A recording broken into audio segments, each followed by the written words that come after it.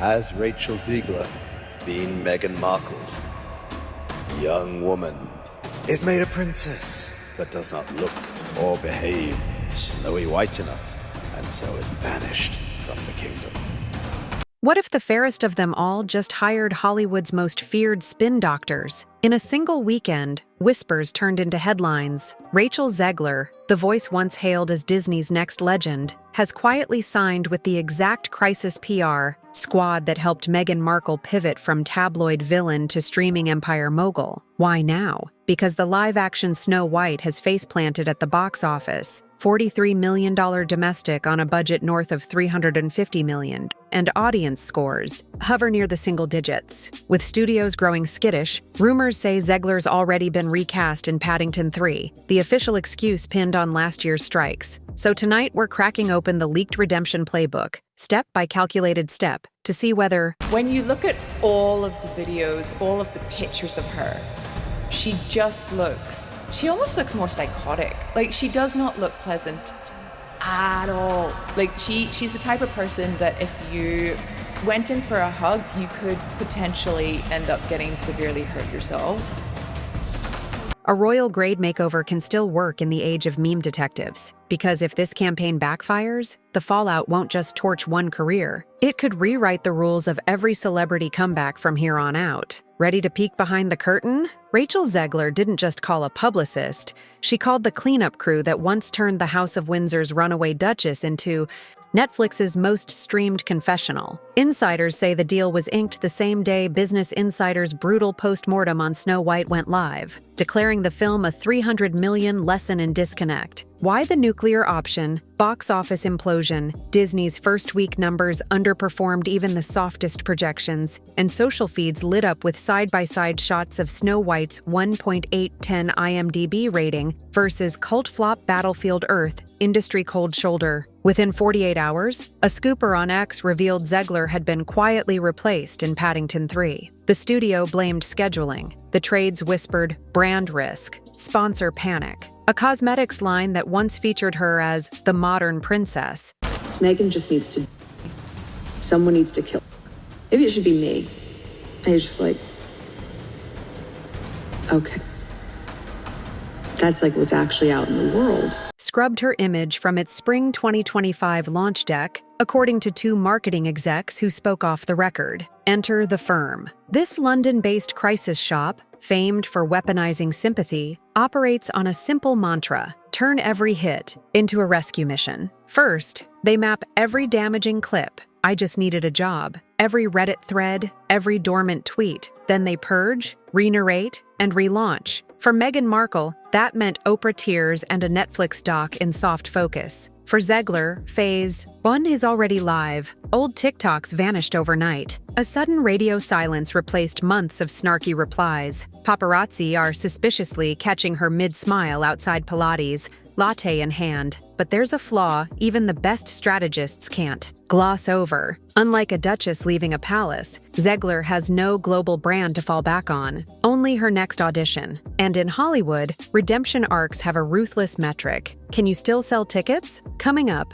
the 2-year meltdown that forced Hollywood to hedge its bets. The Rachel Zegler effect has begun. According to scooper Daniel RPK, Rachel Zegler has been recast in Paddington 3 due to strikes, but I have a sneaking suspicion the strikes are only a cop-out for the fact that she has had so much negative press. She is certainly one of the key reasons why the Snow White movie is absolutely doomed. And why every door that slams now makes that PR lifeline a little shorter. It started with a single offhand laugh. In mid-2023, a junket clip surfaced of Rachel Zegler calling the original prince in Snow White creepy, then joking that the new male lead might get cut entirely. The video raced through TikTok, scoring millions of views and an equal-size backlash. Overnight, the comment became shorthand for "I hate the classic," and the internet's mood tilted from curiosity to combat. From there, every microphone seemed to catch a fresh spark. When a red carpet reporter asked why she wanted to join the DC universe, Zegler shrugged. "I needed a job."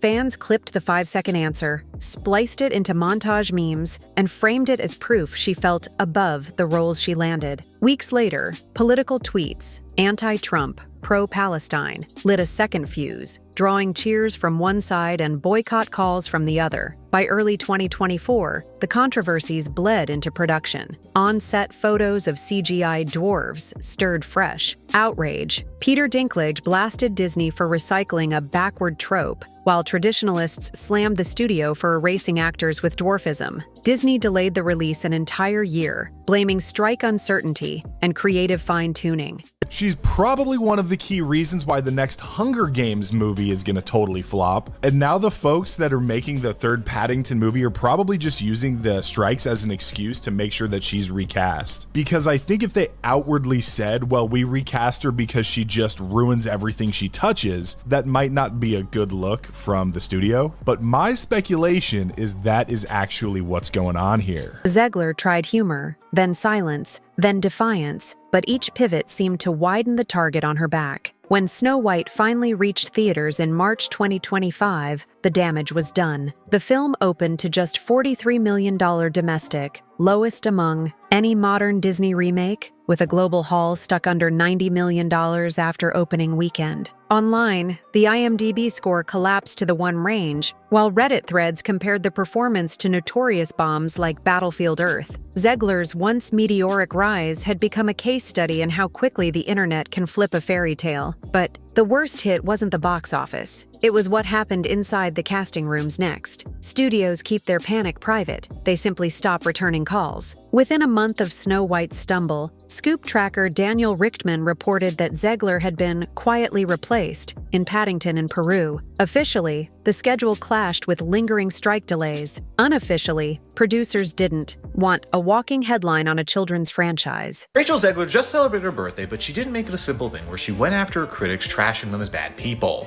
Rachel Zegler was subject to a lot of hate online after it came out she was cast to play the live-action Snow White. That was the second time she faced a criticism like that in her life, with the first being from West Side Story, where people criticized her being a Colombian actress playing a Puerto Rican role and also not Hispanic enough. That's because she's half Colombian and half Polish, and being mixed race, there's going to be some people upset whenever she's cast for a role that's traditionally white or traditionally Hispanic. Rachel Zegler claimed that all the hate she was getting was because people were just upset a Latina actress was playing Snow White.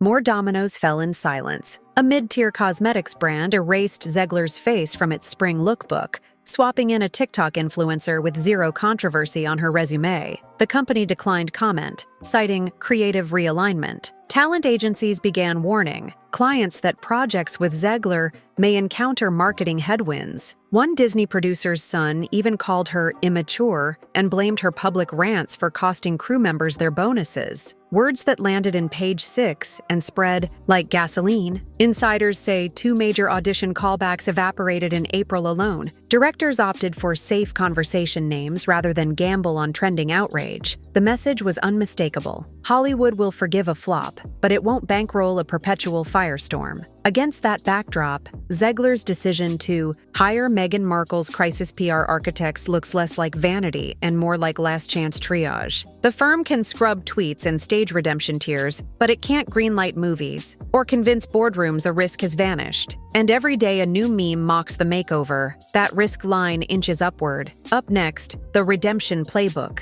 Her team is already rolling out, and why the internet spotted it before the first apology even aired. The rescue mission doesn't start with an apology. It starts with erasure. Phase 0, the digital purge. Overnight, tweets that once dripped with sarcasm vanish. TikTok's duet replies, gone. Even Instagram captions lose their bite, swapped for single emoji placeholders. It isn't a glitch, it's a wipe. Every search result now leads to the same scrubbed timeline, as if the last 2 years were a fever dream. Phase 1, manufactured vulnerability. Looking at where the hate is coming from, it's not about her being a mixed-race actress playing the role of Snow White, and it's more about her bashing the original story, with one example being calling the prince a creep.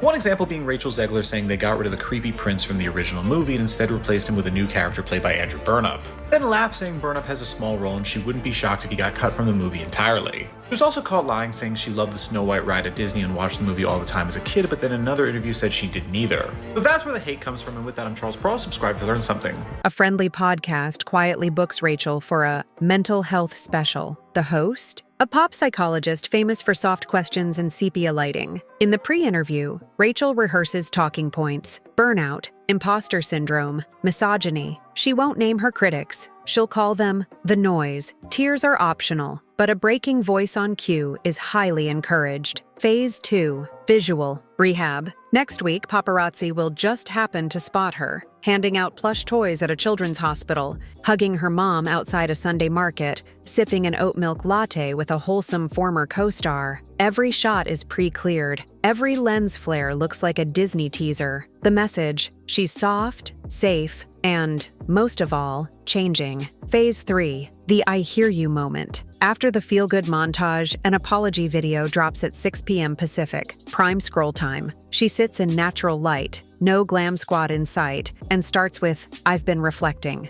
She concedes tone-deaf jokes, thanks those who held me accountable, and gently pivots blame toward online distortion and rushed press tours. Comments are throttled for the first hour to keep sentiment warm. Phase 4, the Phoenix Project. Finally, she'll announce a purpose-driven mini-doc about media toxicity, executive produced by, surprise, the same crisis team. All ad revenue, supports anti-bullying charities. The arc completes. Sinner to survivor to social advocate, in 4 tightly storyboarded beats. On paper, it's flawless. In 2015, maybe unstoppable. But the timing collides with an audience that now watches PR like true crime. Okay, I'm not making this video to actually trash on Rachel, though I do want to say that Entertainment Tonight is circulating around that clip as if it's an apology. She's actually in a bad spot because they're doing the writer's strike and she can't talk about the film. She can't really clean up the stuff that she said that people find to be so offensive. I just wanted to add that they were probably coached into saying things like she's not going to be saved by the prince and this is modern, etc. And she's putting it into her words, and Gal Gadot is putting it to her words, but this isn't like a mistake from Disney. And they're already dissecting every angle. The redemption trailer drops, and within minutes, comment sections turn into forensic labs. TikTok sleuths freeze frame Rachel's apology video, clock the $900 cardigan accidentally in frame, and stitch it with side-by-side clips of Meghan Markle's 2021 sit-down. Twitter, now X users coin a new tag, Snow Whitewash, mock counting how many PR cliches surface per minute. Then comes the meme barrage. Rachel's hospital photo is overlaid with giant text, "Press F for sympathy." Redditors map out a pseudo-sincerity bingo, squares filled with words like journey, healing, and my truth. Within 24 hours, the bingo card is complete, twice. The backlash mutates from anger to parody, and parody is lethal. Viewers don't rage quit. They snicker scroll past her content. Engagements drop, not in protests, but in silence. YouTube analytics start showing a brutal metric. Steep mid-video exits the moment her apology clip appears as a pre-roll ad. Worse, every supportive tweet from blue-check allies is instantly ratioed.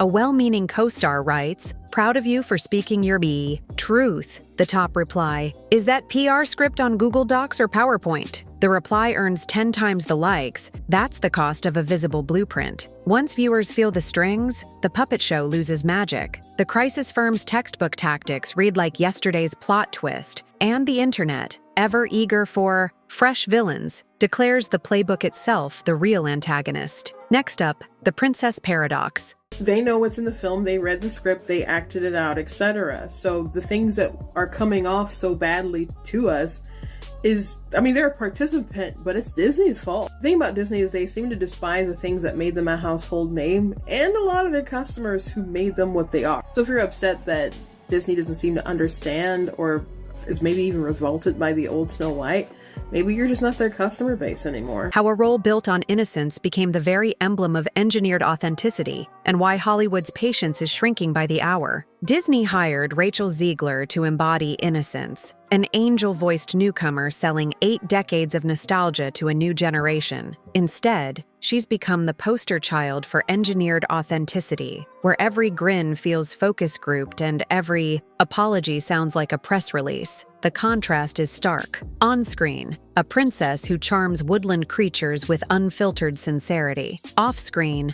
an actress whose every public breath now passes through a corporate oxygen tank. Fans clock the dissonance instantly. TikTok side-by-sides run her "I just needed a job" shrug next to Snow White's wide-eyed wonder. Reddit threads label her the first Disney lead who made the wishing well feel like a marketing funnel. Even casual moviegoers sense the glitch, a fairy tale heroine preaching dream-come-true optimism while real-life clips drip with jaded cynicism. Worse, the brand that cast her is battling its own identity crisis. Disney spent the last decade reimagining classics through modern lenses.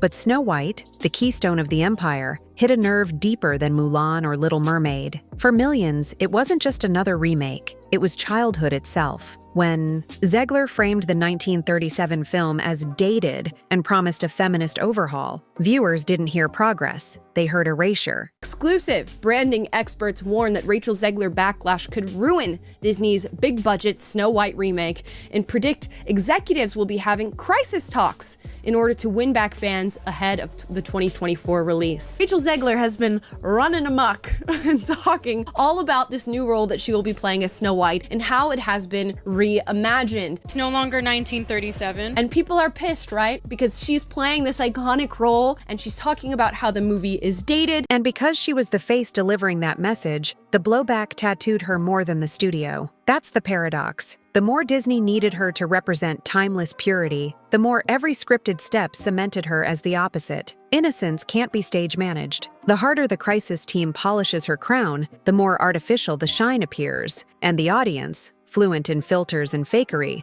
smells the lacquer from a mile away. Hollywood notices too. Executive whispers call her risk optics squared, meaning her box office potential must now double the average stars before anyone greenlights her. Casting directors quietly rewrite breakdowns. Open ethnicity, strong vocals, low media baggage preferred. It's the industry's polite way of saying, we want your talent, not your trending tab. And that leaves one question hanging over the kingdom. When the public no longer trusts the princess, can any fairy tale survive? Rachel Zegler's playbook is rolling out in real time. Tweets deleted, tears queued, latte paparazzi on standby. On paper, it's flawless. London's most ruthless crisis firm turning every gut punch into a rescue mission. But the internet isn't a 1990s tabloid crowd. The cartoon was made 85 years ago. It's extremely dated. It needs to be redone. Snow White is not going to be saved by the prince. And she's in fact going to be a girl boss feminist who don't need no man. She's not going to be dreaming about true love. She's dreaming about becoming the leader she knows she can be. I don't think Disney anticipated that it really has a deep and strong emotional place in their childhoods and throughout their lives. And maybe that film from 1937 did not need to be reimagined. It's a hive mind with pause buttons, playback speed, and a talent for sniffing spin. We've tracked 6 pivotal beats, the panic button, signing the same PR assassins that weaponized Meghan Markle's fallout. 2 years of meltdowns, junket, jokes, political tweets, and a $300 million misfire. Hollywood hits the brakes, recasts, lost endorsements, and silent but fatal audition ghosts. Inside the redemption playbook, digital purge, vulnerability tour, visual rehab, crafted apology, the internet claps back. Snow Whitewash bingo cards and sympathy turning to satire. The Princess Paradox, the living embodiment of innocence now symbolizing stage-managed sincerity. What's left is a razor-thin path between reinvention and irrelevance. If her next move rings true, stripped of buzzwords and breadcrumb strategy, audiences might grant a second chance. If not, the story ends the way so many do in the algorithm age, not with fiery cancellation, but with something colder. Scroll by. Indifference. So, genius makeover or doomed masquerade? Scroll down, hit the comments, and weigh in, because the next chapter of this fractured fairy tale is already being drafted, and your clicks just might decide whether it's crowned or closed for good.